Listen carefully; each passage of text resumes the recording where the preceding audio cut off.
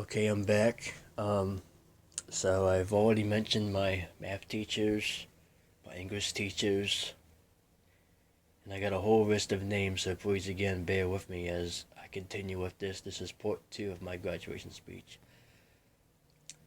I want to next thank my social studies teacher, Miss Wimmer, whom I had my freshman year, as well as my junior year. Miss Wimmer is like one of my favorite teachers of all time. And if there's one teacher I'm going to miss, it'd be Miss Wimmer and Mr. Doohan. I haven't seen him in a while. I haven't heard from him in a long time, and I'm sure he's doing well. So thank you, Miss Wimmer, for teaching us U.S. history and for us understanding America the way it is all these years as a nation. Miss Truman, whom I had my sophomore year, thank you for helping me understand the importance of money in our economy system. And then, of course, I want to thank Ms. Shirey, whom I have this year with geography. And then I want to thank my Spanish teachers, Ms. Vasquez, Ms. Walton, Ms. Brown, Ms. Dundor.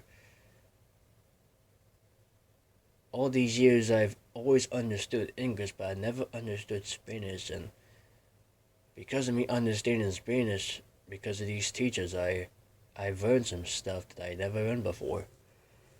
And so I say to you, teachers, thank you so much for taking the time to teach me all the different Spanish words and meanings. And I'll just use one as an example. El baseball, which is baseball in Spanish. I'm sure I can think of other words, but I'm trying to focus on this speech more than Spanish, so you understand where I'm coming from. But anyway, thank you so much for teaching me the way you do it, and just keep it going to teach the young people as well, to inspire them and impact them because of me also. I would have not done some schoolwork without cafeteria workers, so I want to thank all the cafeteria workers, including the one from the snack shack. Thank you for all the workers who help out during breakfast and lunch. Cafeteria workers, if it wasn't for you guys, I don't know if we would graduate. I don't know if all the hundreds of people that have graduated in the past, I don't know if they would have graduated. But because you've had a heart for young people, and you've had a heart for the future of children, the future of senior graduates, you made them be successful. You made them keep going, and they were successful. And now that they are doing wonderful in their life, at their jobs, where they work, their family. So I say thank you, cafeteria workers, and keep doing what you're doing to fix the food, help people, things like that.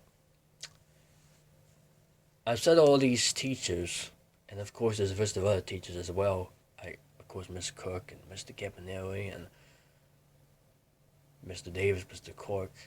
Thank you so much for making our school safe. And of course, Mr. Kerrigan. Mr. Kerrigan, Officer Kerrigan, thank you for your service. You really are a blessing to our folks at Smith High School. And I'll never forget all the times you've arrested people, breaking up fights.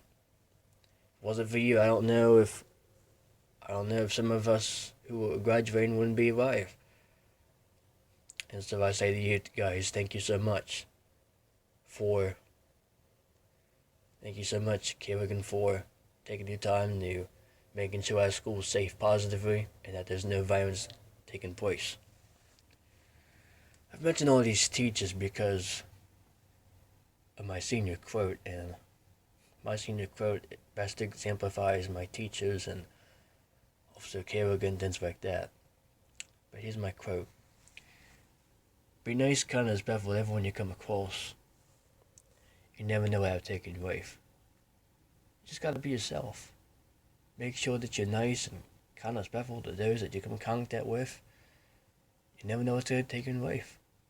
For some, they're going to be some of your best friends. For others, they're going to be some of your closest friends. And for that one person, they could be your spouse. That means they could be your husband, they could be your wife, they could be a family member in your family that changes your life. People could ask me, I'm sure people ask me and say, what is the one thing you're going to miss at high school? Well, there's a couple things.